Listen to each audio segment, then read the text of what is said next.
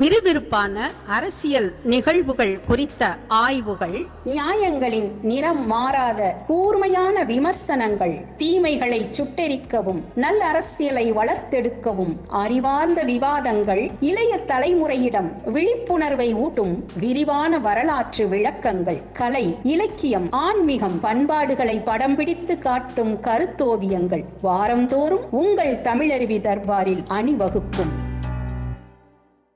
நெஞ்சு பொறுக்குதில்லையே. தமிழருவி தர்பாரின் நெஞ்சு பொறுக்குதில்லையே நிகழ்ச்சி மூலம் உங்கள் அனைவரையும் மீண்டும் சந்திப்பதில் மகிழ்ச்சி. அனைவருக்கும் வணக்கம். நமது அரங்கத்திற்கு ஐயா தமிழருவி மணியன் அவர்கள் வந்திருக்கிறார். முதலில் ஐயா அவர்களை வணங்கி மகிழ்வோம். வணக்கம் ஐயா. மகிழ்ச்சி உங்களை சந்திச்சதில். சொல்லுங்க ஐயா. நடப்பு அரசியல் குறித்து சில கேள்விகள் உங்கள் முன் வைத்து தெளிவு பெறுவதற்காக வந்திருக்கிறோம் ஐயா. முதல் கேள்வி, ரஜினிகாந்த் அண்மையில் ஜானகி எம்ஜிஆர் பிறந்தநாள் விழாவுக்காக ஒரு வீடியோ செய்தி சொல்லியிருக்கிறார். அந்த செய்தியில் பார்த்திங்கன்னா, நான் அரசியலுக்கு வர வேண்டும் என்று பல பேர் பல ஆலோசனைகள் சொல்லியிருக்காங்க. அந்த ஆலோசனைகளை எல்லாம் கேட்டு நான் நடந்திருந்தேன்னா நான் எல்லாவற்றையும் இழந்திருப்பேன் என்று சொல்லியிருக்கிறார். இது குறித்து உங்கள் கருத்து என்ன ஐயா? ரஜினிகாந்த் ஒரு நல்ல மனிதர்.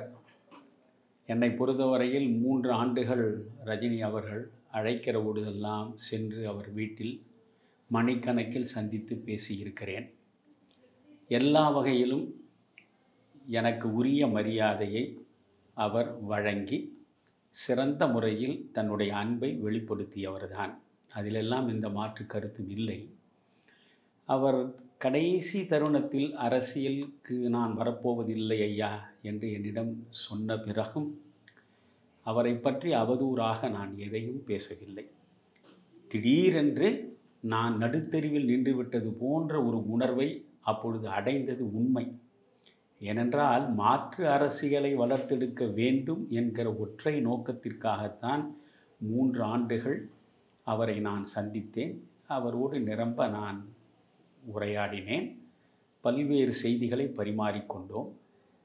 நாம் நிச்சயமாக இந்த தேர்தலில் ரஜினிகாந்தினுடைய தலைமையில் ஒரு மாற்று அணியை அமைத்து மாற்று அரசியலுக்கு வடிவம் கொடுத்து இந்த ஆட்சியை கைப்பற்ற முடியும் என்று ஒரு கனவு எனக்கு இருந்தது. அதை நான் மறைக்கவில்லை. ஆனால் அதே நேரத்தில் ஒன்று சொல்ல விரும்புகிறேன். என் சுயநலத்திற்காக நான் ரஜினியிடம் செல்லவில்லை. ஏனென்றால் என்னை மையமாக வைத்து நான் ஒருபோதும் அரசியல் செய்ததில்லை. நான் முதலமைச்சராக வேண்டும் என்று நான் ஒருபோதும் சொன்னது கிடையாது. மற்றவர்களெல்லாம் முதலமைச்சர் என்று சொல்லுகிற போது எனக்கும் அந்த தகுதி இருக்கிறது என்று நான் விளையாட்டுக்காக ஒரு நாள் சொல்லலாமே தவிர, நான் முதலமைச்சராக வர வேண்டும் என்பது குறித்தெல்லாம் நான் ஆழ்ந்து யோசித்ததும் கிடையாது. அது என்னுடைய இலக்காக இருந்ததும் கிடையாது. நான் ஒரு கட்டத்தில் வைகோவை முதலமைச்சராக்க வேண்டும் என்று விரும்பியதுண்டு. முதலமைச்சராக்குவது என்ன நம்முடைய கையெல்லாம் இருக்கிறது? நாம் என்ன மந்திரகோலா வைத்திருக்கிறோம் நினைத்தால் ஒருவரை முதலமைச்சராக்குவதற்கு? அதை செய்ய வேண்டியது மக்கள். நம் விருப்பத்தை சொல்கிறோம், அவ்வளவுதான். வைகோ இந்த தமிழ் இனத்திற்காக தொடர்ந்து இடையறாமல் போராடி கொண்டிருக்கிறார். எனக்கு பெரிய தவறுகளாக எதையும் அவரிடம் பார்க்க முடியவில்லை. எந்த பிரச்சனையாக இருந்தாலும் அவர் முன்னின்று களம் காணுகிறார். எனவே அவர் முதலமைச்சராக வந்தால் இந்த தமிழ் சமூகத்திற்கு நன்மை கிடைக்கக்கூடும் என்று நான் அப்பொழுது நினைத்தேன். அதனால் வைகோவை பற்றி நான் சொல்லியிருக்கிறேன். விஜயகாந்தையும் நான் சொன்னதாக திரும்ப ஊடகங்களில் அவர்கள் சொல்லிக்கொண்டே இருப்பார்கள் ஒரு பொய்யை. அப்படியே சொல்லியிருந்தாலும் ஒரு தவறு இல்லை. விஜயகாந்த் ஒன்றும் ஒரு தவறான மனிதன் இல்லை. விஜயகாந்த் உண்மையிலேயே அன்பு சார்ந்தவராக, ஏழை எளிய மக்களை நெஞ்சிலே வைத்து நேசித்தவராக, வெள்ளந்தியாக தன்னுடைய வாழ்வை நடத்திய ஒரு நல்ல மனிதர். ஆனால் அவரை நான் முதலமைச்சராக வர வேண்டும் என்று நான் எந்த நிலையும் சொல்லவில்லை. அவர் முதலமைச்சராக வந்திருந்தால் அதில் எந்த தவறும் இல்லை. வைகோவுக்கு பிறகு நான் முதலமைச்சராக வர வேண்டும் என்று ரஜினிகாந்தை மையப்படுத்தி ஒரு 3 ஆண்டு காலம் பணியாற்றியது உண்மை. ரஜினிகாந்த் அவர்கள் ஒரு கட்டத்தில் நான் என் உடல்நிலையை கருதி அரசியலுக்கு வர இயலாதையா என்று சொன்னார். நான் உடனே சொன்னேன், ஐயா, உங்களுடைய உடம்பும் உங்களுடைய மனமும் என்ன சொல்கிறதோ அதன்படி நீங்கள் நடப்பது தான் நல்லது. ஒரு கட்சியை தொடங்க வேண்டும், அரசியல் களத்தில் அடியெடுத்து வைக்க வேண்டும் என்று நினைப்பதும் உங்கள் உரிமை. அது வேண்டாம் என்று தவிர்ப்பதும் உங்கள் உரிமை. இதில் எந்த வகையிலும் உங்களை நிர்பந்திக்க நான் விரும்பவில்லை. அதனால் ரொம்ப மகிழ்ச்சி ஐயா, பார்ப்போம் என்று சொல்லிவிட்டு நான் வந்துவிட்டேன். அதற்கு பிறகு இடைப்பட்ட காலத்தில் நான் அவரை சந்திக்கவில்லை. ஆனால் ஒரு ஸ்வீப்பிங் சார்ஜ் என்று ஆங்கிலத்தில் சொல்வார்கள். அப்படி போகிற போக்கில் என்னிடம் பல பேர் அரசியலுக்கு வர வேண்டும் என்று ஆலோசனைகளை வழங்கினார்கள். பல பேர் என்னை அரசியலுக்கு இழுக்க முயன்றார்கள். அப்படியெல்லாம் நான் அதற்கு ஆட்பட்டிருந்தால் அவர்கள் ஆலோசனையை கேட்டு நான் எல்லாவற்றையும் இழந்திருப்பேன் என்று அவர் சொல்கிறார். நான் அவரை அழைக்கவில்லை. அரசியலுக்கு நீங்கள் வாருங்கள் என்று ஒருபோதும் நான் அவரை முன்கூட்டி அழைக்கவே இல்லை. அப்படி வேறு யாராவது அழைத்தார்களா என்பது எனக்கு தெரியாது. அவர்தான் அரசியலில் சிஸ்டம் கெட்டு கிடக்கிறது, நான் இந்த சிஸ்டத்தை மாற்றி அமைப்பதற்கு வரப்போகிறேன் என்று சொல்லி அவருடைய ரசிகர்களிடம், அவருடைய மாவட்ட நிர்வாகிகளிடம், அவருடைய திருமண மண்டபத்தில் அவர்களையெல்லாம் வரவழைத்து அவர்தான் அறிவித்தார். சிஸ்டம் கெட்டு கிடக்கிறது என்று தான் நாம் நீண்ட காலமாக கவலைப்பட்டு கொண்டிருந்தோம். சிஸ்டம் கெட்டுவிட்டது, கெட்டுவிட்ட சிஸ்டத்தை நான் மாற்றி அமைக்க விரும்புகிறேன், அதனால் அரசியலுக்கு நான் வருகிறேன் என்று அவர்தான் அறிவித்தார். அவர் அப்படி அறிவிப்பதற்கு தூண்டுகோலாக வேறு யாராவது இருந்தார்களா எனக்கு தெரியாது. அப்படி அவரை வைத்துக்கொண்டு யாராவது அரசியலில் ஆதாயம் அடைந்தார்களா அதுவும் எனக்கு தெரியாது. அவர் என்னை அழைத்தார். 1க்கு 2 முறை அவர் தொலைபேசியில் தொடர்பு கொண்டு என்னை அழைத்ததனால் நான் அவர் வீட்டிற்கு சென்றேன். நான் சென்ற பொழுதும் அவரிடம் தெளிவாக கேட்டேன், ஐயா, நீங்கள் நீண்ட காலமாக அரசியலுக்கு வருவதாக சொல்கிறீர்கள், உண்மையிலேயே அரசியலுக்கு வரப்போகிறீர்களா? நிச்சயமாக நான் அரசியலுக்கு வருகிறேன், you take it from me என்று அவர் தெளிவாக சொன்னார். அதற்கு பிறகுதான் நம்முடைய பயணம் அவரோடு சேர்ந்து தொடர்ந்து நடந்தது. பலவற்றை விவாதித்திருக்கிறோம், பலவற்றை பேசியிருக்கிறோம்.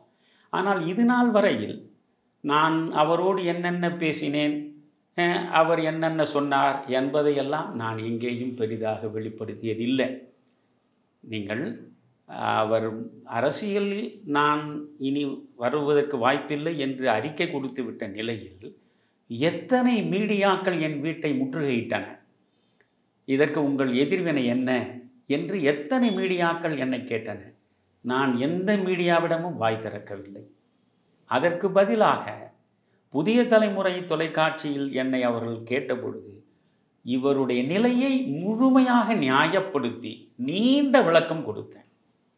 அவருடைய உடல்நிலை தளர்ந்திருக்கிறது. தளர்ந்த நிலையில் அவர் தன் உயிரை பணயம் வைத்து ஒரு அரசியல் மாற்றத்திற்காக வர வேண்டும் என்று யாரும் நிர்பந்திக்க முடியாது.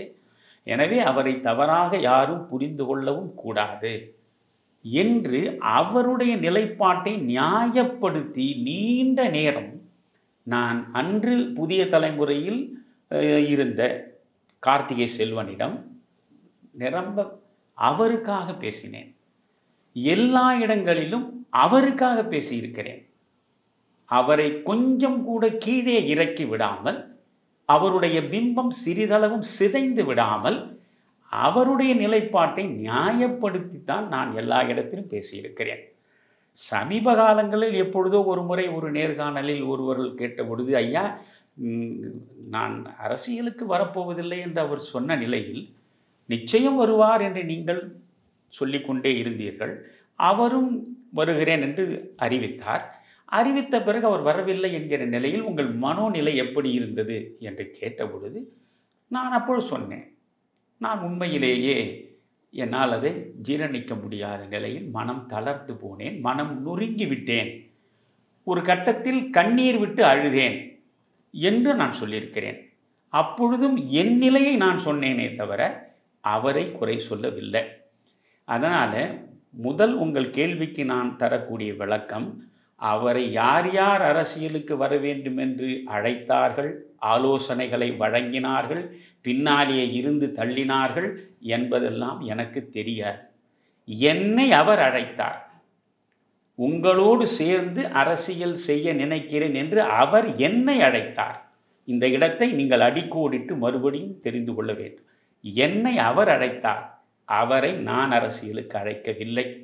சரி, நான் அப்படி அரசியலுக்கு இவர்கள் சொல்வதையெல்லாம் கேட்டு வந்திருந்தால் எல்லாவற்றையும் இழந்திருப்பேன் என்கிறார்.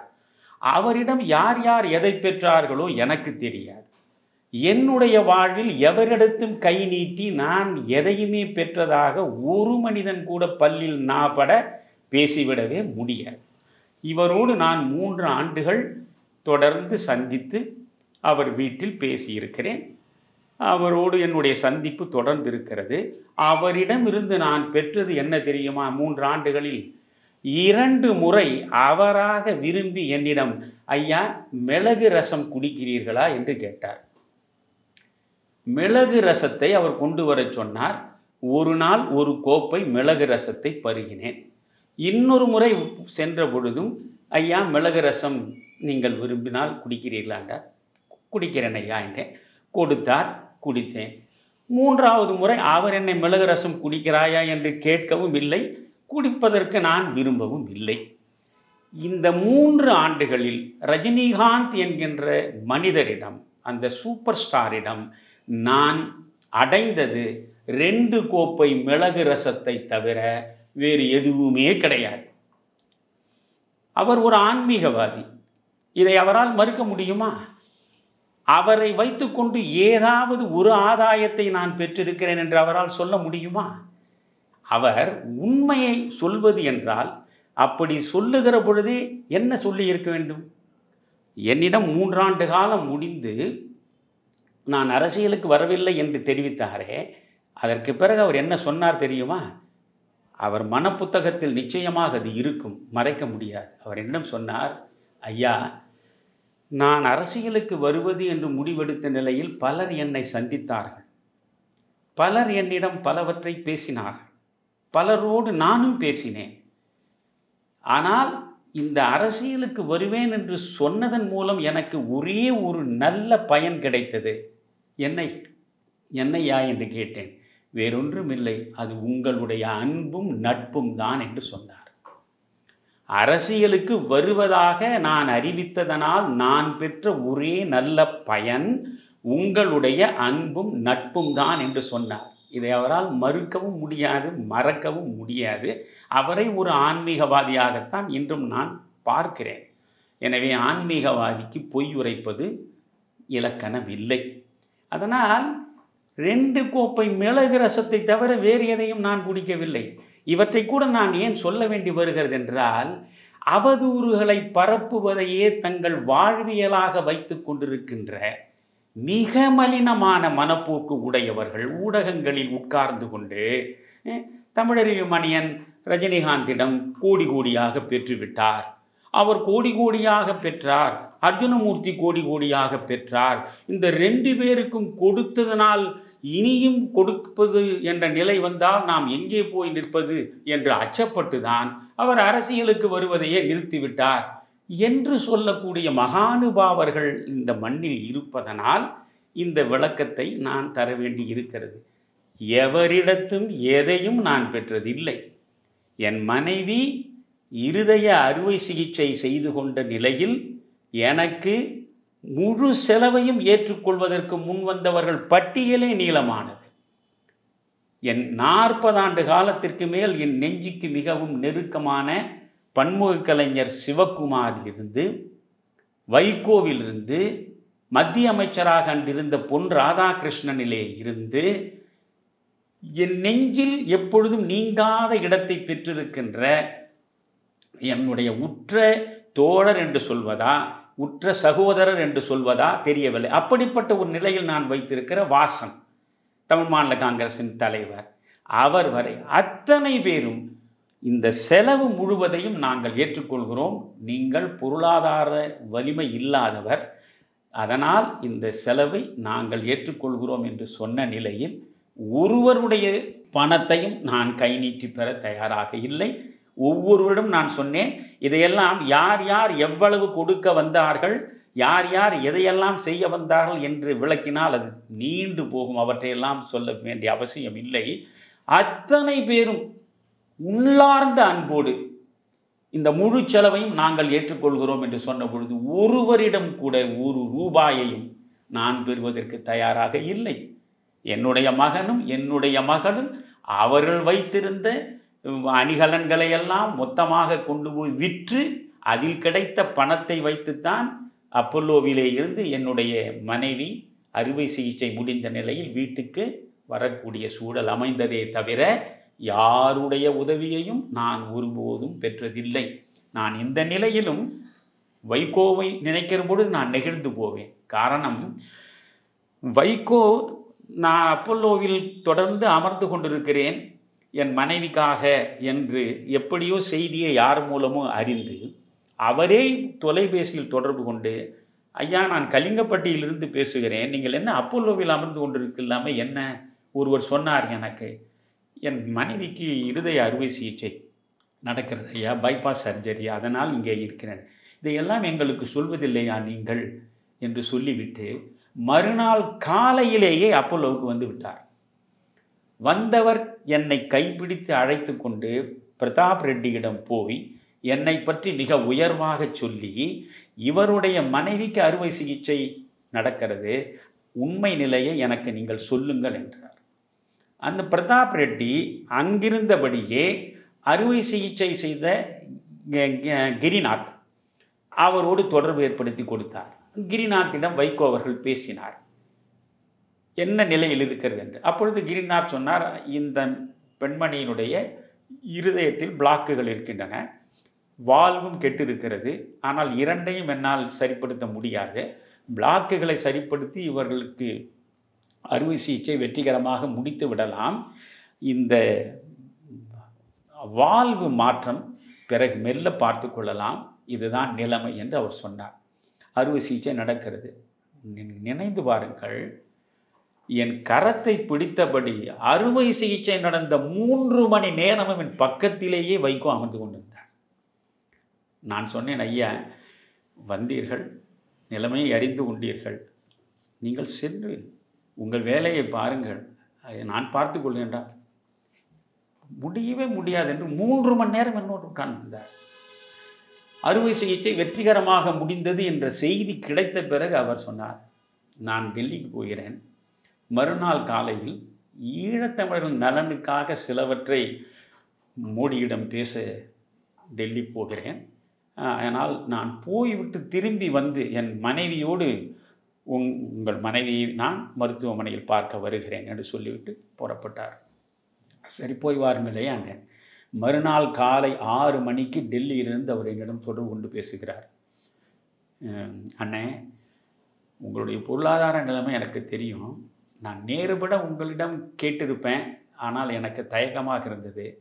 நான் குறிஞ்சி மலர் படித்தவன், என் கல்லூரி காலத்தில் என்னுடைய ரோல் மாடலே குறிஞ்சி மலருடைய அரவிந்தன் தான். அந்த அரவிந்தனாக உங்களை நான் பார்க்கிறேன். எனவே உங்களுக்கு செய்வது என்பது எனக்கு உண்மையிலேயே மகிழ்ச்சி தரக்கூடியது. இந்த அப்பல்லோவில் உங்கள் மனைவிக்கு நடந்த அறுவை சிகிச்சைக்காக என்ன செலவு நடந்திருக்கிறது அத்தனையையும் நான் ஏற்றுக்கொள்ள நீங்கள் அனுமதிக்க வேண்டும் என்று டெல்லியிலிருந்து என்னோடு தொடர்பு கொண்டு சொன்னார். நான் அவரிடம் சொன்னேன், ஐயா நீங்கள் என் அரவிந்தன் என்று சொன்னீர்கள். அரவிந்தன் யாரிடமும் எதையும் பெற்று பழக்கப்படாத ஒரு பாத்திர படைப்பு, எனவே விட்டுவிடுங்கள், அன்பு ஒன்றே போதும் என்றேன். பிறகு அவர் சொன்னபடி டெல்லியிலிருந்து வந்து அவருடைய மனைவியாரை அழைத்து கொண்டு வந்தார். என்னுடைய மனைவி ஐசியிலிருந்து வெளியே வந்த நிலையில் 1/2 மணி நேரம் என் மனைவியின் கையை பிடித்து கொண்டு திருமதி வைகோ அவர்கள் பிரார்த்தனை செய்தார். இவையெல்லாம் நடந்திருக்கிறது. இந்த முழு செலவையும் ஏற்றுக்கொள்வதற்கு டெல்லியிலிருந்து செய்தி அறிந்து பொன் ராதாகிருஷ்ணன் வந்தார். ஐயா நீங்கள் எவ்வளவு செலவானாலும் முழு செலவை நான் ஏற்றுக்கொள்கிறேன் என்றார். நான் சொன்னேன், நான் யாரிடத்தும் எதையும் பெற்று பழகாதவன், அதனால் நீங்கள் எனக்கு ஒரு உதவி செய்யுங்கள். என்ன என்றார், நீங்கள் இங்கிருந்து எப்பொழுது நாகர்கோயிலுக்கு சென்றாலும் திருச்செந்தூருக்கு சென்று முருகனை தரிசித்து விட்டு போவீர்கள் அல்லவா? ஆமாம். என் மனைவியின் நலனுக்காக நீங்கள் திருச்செந்தூர் முருகனிடம் போய் கொஞ்சம் பிரார்த்தனை செய்து அங்கிருந்து கொஞ்சம் திருநீரை வாங்கி கொண்டு வந்து என் மனைவிக்கு அறுவை சிகிச்சை நடப்பதற்கு முன்பு நீங்கள் கொண்டு வந்து நெற்றியில் இட்டால் எனக்கு அது போதும் என்று சொன்னேன்.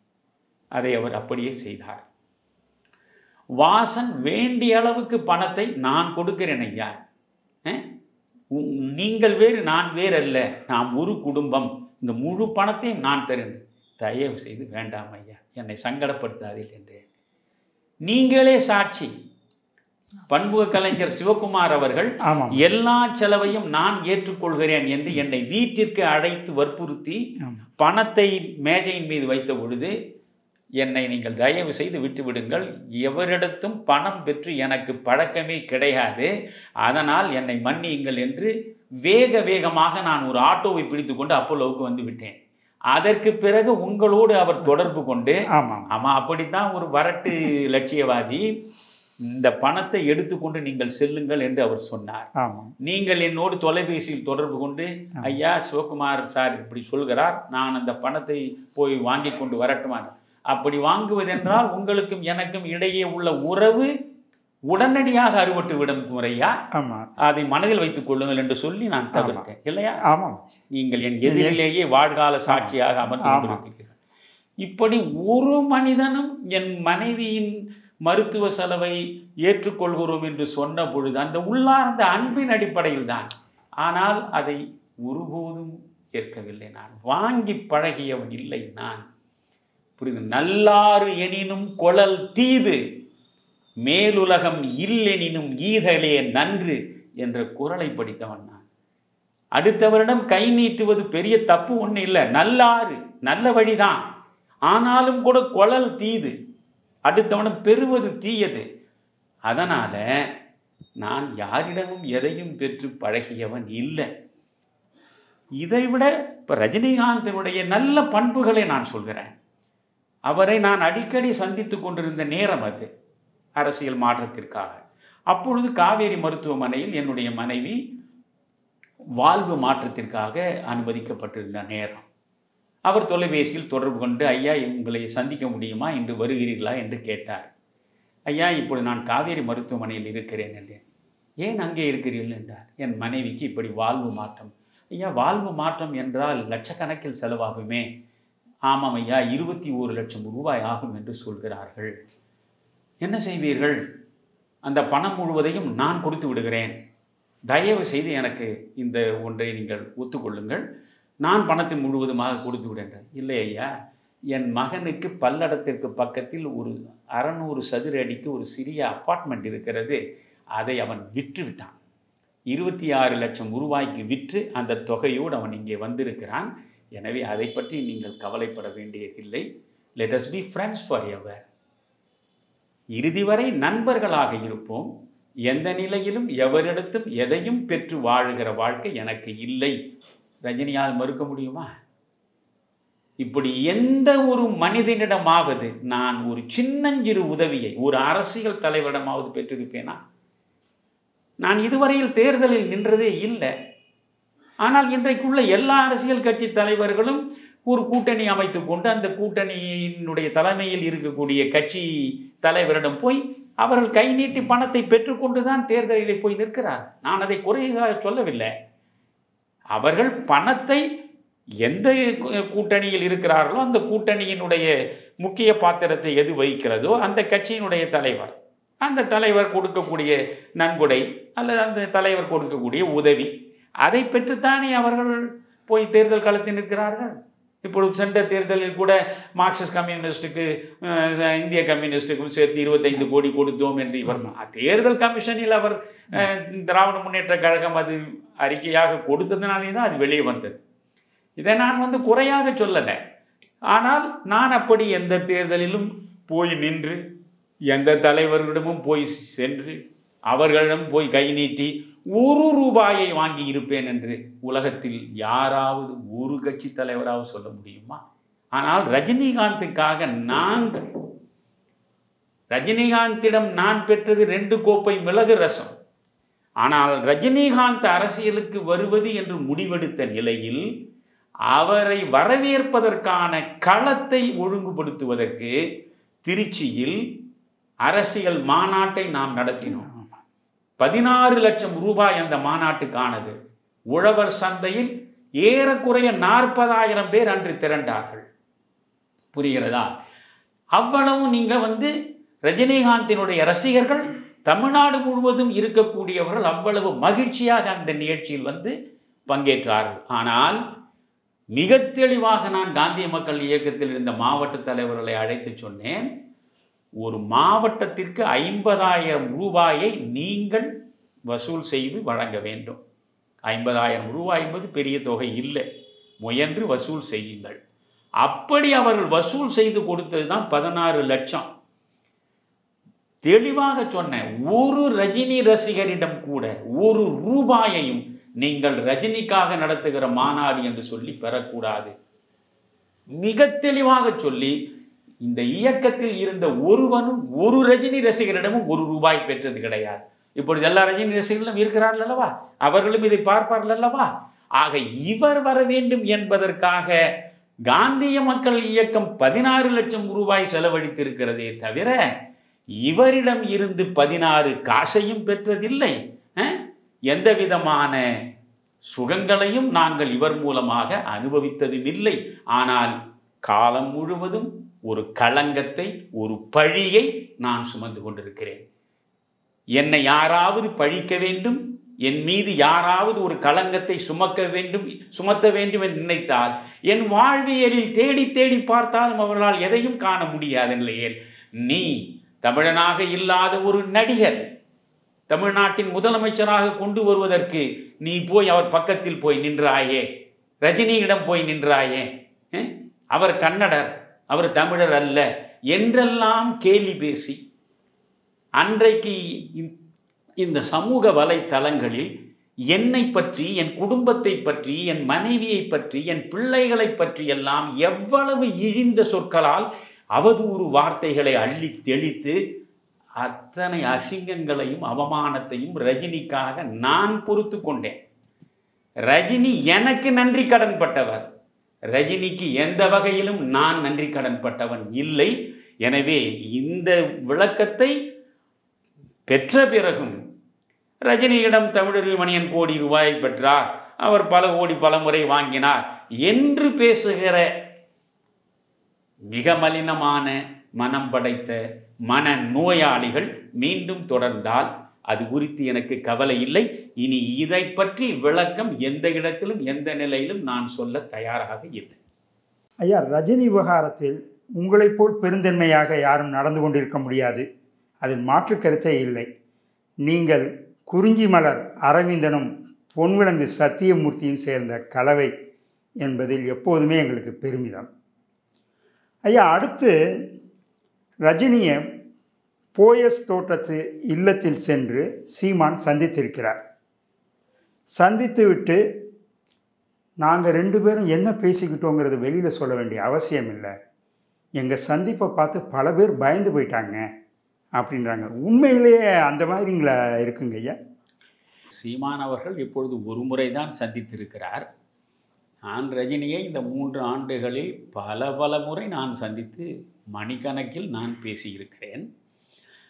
ஆனால் நான் ரஜினியை சந்தித்த பொழுதெல்லாம் மிகவும் இழித்தும் பழித்தும் என் மீது அவதூறு சேற்றை அள்ளி அள்ளி வீசிய பெருமகன்தான் நம்முடைய சீமானவர்கள்.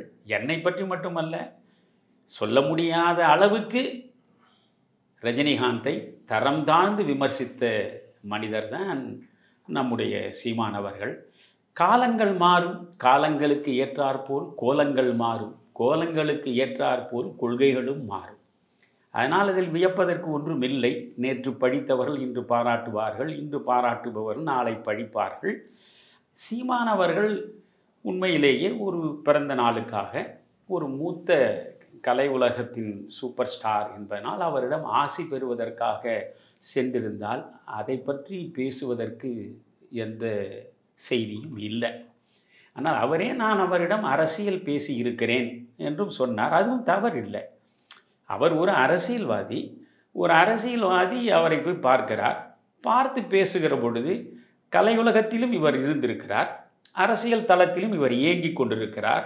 அவர் கலையுலகத்தில் இருக்கிறார். அரசியலுக்கு வராமற் போனாலும் அரசியலை அவர் கூர்ந்து பார்த்தபடி இருக்கிறார், மௌன பார்வையாளராக பார்த்தபடி இருக்கிறார். அதனால் இவர்கள் 2 பேரும் திரையுலகம் பற்றியும் பேசியிருக்கலாம், அரசியல் பற்றியும் அவர்கள் இருவருமே பேசியிருக்கலாம். அதை பற்றியெல்லாம் விமர்சிப்பதற்கு நமக்கு ஒன்றுமில்லை. என்ன பேசினார்கள் என்று நமக்கு தெரியாது.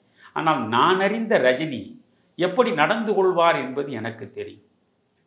அவர் எந்த மனிதனையும் வீட்டிற்கு அழைத்தால் வீட்டு வாசலிலேயே நின்று அவர்களை இருகரம் நீட்டி வரவேற்று அன்போடு தன் அறைக்கு அழைத்து கொண்டு போய் அமரச் செய்து பேசுவார்.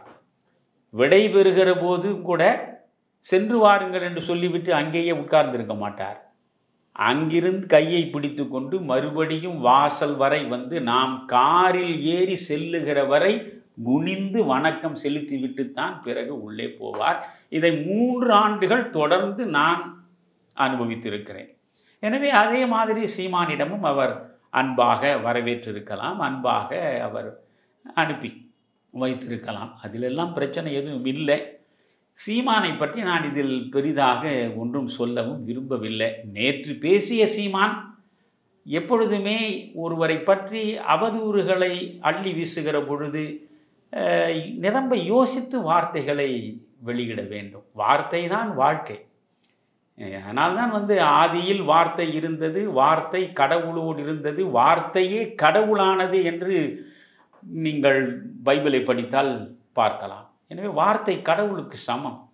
அந்த வார்த்தைகளை கொட்டி விட்டால் பிறகு நீங்கள் அதை மீண்டும் பொறுக்கி எடுக்க முடியாது. அவர் ஏராளமாக விமர்சனங்களை என் மீது வைத்தார் என்பதை கூட நான் பொருட்படுத்தவில்லை. நான் இப்பொழுதும் சீமானை வழியில் பார்த்தால் கூட என்ன சீமான் என்று அன்போடு தான் பேசுவேன். எனக்கு அவர் மீது எந்த வருத்தமும் இல்லை. ரஜினியை அவர் மிகவும் தரம் தாழ்ந்து விமர்சனம் செய்திருக்கிறார்.